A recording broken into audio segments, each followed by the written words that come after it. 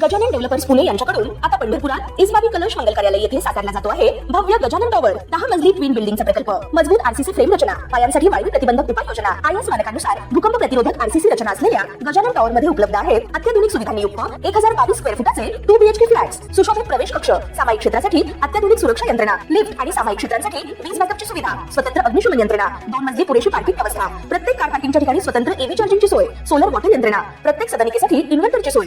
इस्बाबी कलश मंगल कार्यालय शेजारी साकारल्या जात असणाऱ्या गजानन टॉवर मध्ये आजच आपल्या हक्काचा आणि आधुनिक सुविधांनी परिपूर्ण अलिशान फ्रीसाठी संपर्क क्रमांक 7676760025. राज्यात काही भागात पावसाने थोडी उसंत घेतली असली तरी हवामान विभागाने मोठा इशारा जारी केलाय.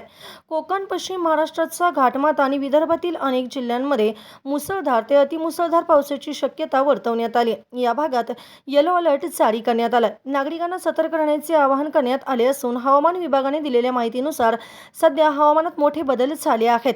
नैऋत्य राजस्थान परिसरावर कमी दाबाचे क्षेत्र सक्रिय असून त्याला लागून 5.8 किलोमीटर उंचीवर चक्राकार वाऱ्याची स्थिती निर्माण झाली आहे.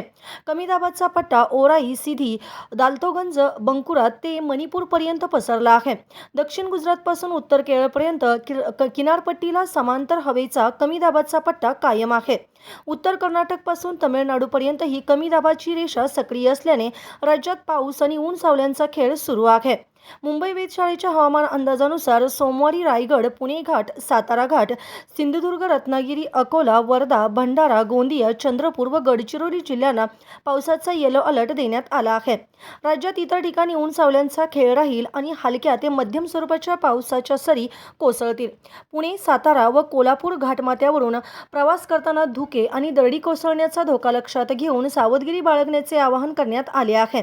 विदर्भातील नागरिकांनी वादळी वाऱ्यासह पाऊस सुरू असताना उघड्यावर किंवा झाडाखाली थांबणे टाळावे असे सांगण्यात आले आहे. ताज्या घडामोडी पाहण्यासाठी आमच्या YouTube चॅनलवरील PVR म्हणजेच पंढरी वार्ता या न्यूजला सबस्क्राईब करा आणि शेजारील बेल आयकॉनवर क्लिक करा.